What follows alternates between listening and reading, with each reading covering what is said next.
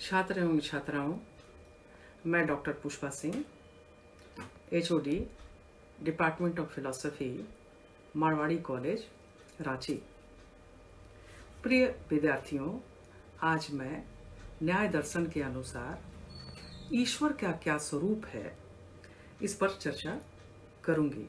यह BA semester 2 के CC 3 के पाठ्यक्रम का एक हिस्सा है। मैं बता दूं कि न्याय दर्शन आस्तिक दर्शन है, ईश्वरवादी दर्शन है और इस दर्शन के प्रणेता महर्षि गौतम हैं। न्याय दर्शन के ज्ञान का आधार न्याय सूत्र को माना गया है। यह एक प्रामाणिक ग्रंथ है और इसके रचयिता महर्षि गौतम हैं। न्याय दर्शन का ईश्वर विचार भारतीय दर्शन में महत्वपूर्ण स्थान रखता है। ईश्वर के स्वरूप के विषय में चर्चा करते हुए न्याय दर्शन ईश्वर को जगत का सृष्टा, पालक और संहारक माना है, अर्थात इसे ब्रह्मा, विष्णु एवं महेश का प्रतिरूप भी बतलाया गया है।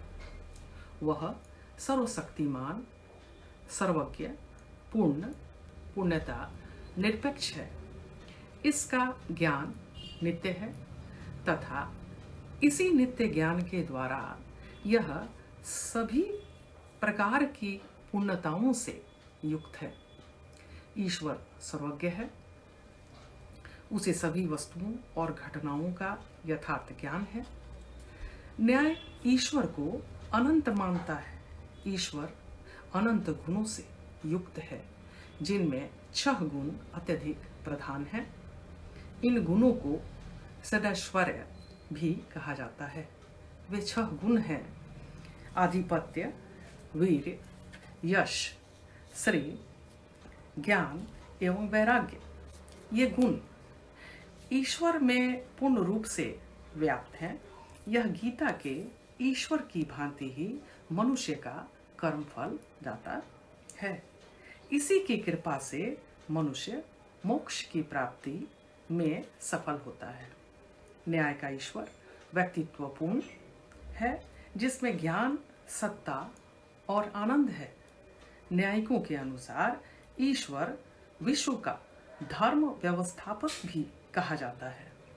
जिस प्रकार मिट्टी के घड़े का नाश होता है, उसी प्रकार विश्व का भी नाश होता है। जब जब ईश्वर विश्व में नैतिक और धार्मिक पतन पाता है, तब तब वह विध्वंसक शक्तियों के द्वारा विश्व का विनाश करता है। वह विश्व का संहार नैतिक और धार्मिक अनुशासन के लिए करता है। न्यायिकों के अनुसार ईश्वर विश्व का निमित्त कारण, एफिशिएंट कॉज है, न कि उपादान कारण, मटेरियल कॉज। ईश्वर विश्व की सृष्टि शून्य से नहीं करता है। वह विश्व की सृष्टि पृथ्वी, जल, वायु, अग्नि के परमाणुओं तथा आकाश, दिक्, काल, मन तथा आत्माओं के द्वारा करता है।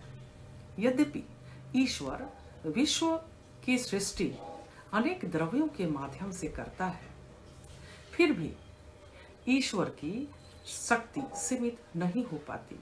यह द्रव्य ईश्वर की शक्ति को सीमित नहीं करते, क्योंकि ईश्वर और इन द्रव्यों के बीच आत्मा और शरीर का संबंध है।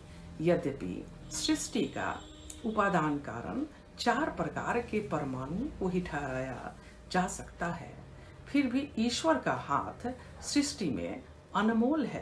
परमाणुओं के संयोजन से सृष्टि होती है, परंतु ये परमाणु गतिहीन माने गए हैं। परमाणुओं में गति का संचालन ईश्वर के द्वारा होता है। अतः ईश्वर के अभाव में सृष्टि की कल्पना भी नहीं की जा सकती है। जगत की व्यवस्था और एकता का कारण परमाणुओं का संयोग नहीं कहा जा सकता है, अपितु विश्व की व्याख्या का कारण कोई सर्वशक्तिमान और सर्वज्ञ व्यक्ति ही कहा जा सकता है। सर्वशक्तिमान और सर्वज्ञ व्यक्ति ईश्वर है। इस प्रकार विश्व की सृष्टि ईश्वर के सर्वशक्तिमान और सर्वज्ञ होने का प्रमाण है। ईश्वर की इच्छा के बिना विश्व का एक पत्ता भी नहीं हिल सकता है। न्याय दर्शन ईश्वर को जगत से बाहर समझता है। इसका कहना है कि वह बाहर से ही विश्व का संचालन करता है। वह वेदांत दर्शन के अनुसार ब्रह्म जगत में भी है और जगत के बाहर भी। उपनिषदों में ब्रह्म को सत्य, ज्ञान स्वरूप तथा अनंत कहा गया है। सत्यम ज्ञानम अनंतम ब्रह्म पर शंकर का कहना है कि यह वर्णन ब्रह्म का वास्तविक वर्णन नहीं है।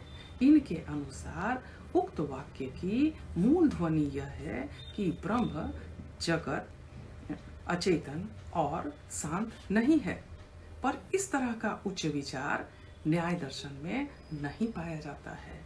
यह दर्शन ईश्वर का वर्णन बिल्कुल भावात्मक रूप से करता है। इसके अनुसार ईश्वर संसार का सृष्टा, पालक और संहारक है। पर इन गुणों को जोड़ने में ईश्वर का महत्व घटता है, बढ़ता नहीं है।